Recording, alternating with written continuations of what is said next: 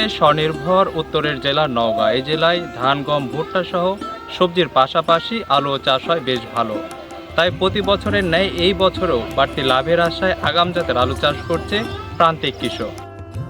এই মান্দা উপজেলায় এখনও রোপা আমন ধান কাটা মাড়াই শেষ হয়নি। তবে সদ্য ফাঁকা হওয়া জমিগুলোতে এখনই আগাম জাতের আলু চাষ করতে ব্যস্ত সময় পার করছে কৃষকেরা। আমরা যেটা লাগাচ্ছি আলুর বীজের দাম অত্যন্ত বেশি, সারের দাম বেশি। এই ক্ষেত্রে বাজারটা এখন যেটা আছে এই বাজারটা যদি অব্যাহত থাকে তাহলে আলু করে আমরা আশানুরূপ ফল পাবো।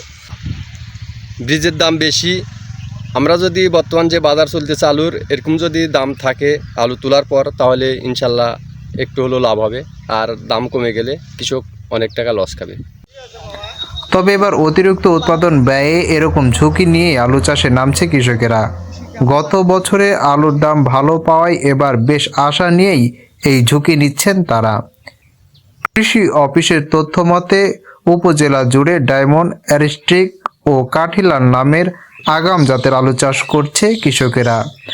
এই তিন জাত ছাড়াও আরও বিভিন্ন জাতের আলু চাষ করলেও এই তিন জাতের আলু রোপণের মাত্র 55 থেকে 60 দিনের মাথায় বিক্রয়ের উপযোগী হয়। মান্দা উপজেলা কৃষি সূত্র বলছে এবছর উপজেলায় সম্ভাব্য আলু চাষের লক্ষ্যমাত্রা 3850 হেক্টর জমি। কারণে আমাদের অনেক কুয়াশার ওষুধ দিতে হয়, অনেক ওষুধ ভাঙতে হয়, ছত্রাকনাশক। এই কারণে বাজারটা যদি ভালো থাকে তাহলে আমরা আশানুরূপ ফল পাবো, আর বাজারটা যদি কমে যায় তাহলে আমাদের আলুতে লস হবে। এবার আলুতে আমাদের ব্যাপক খরচ।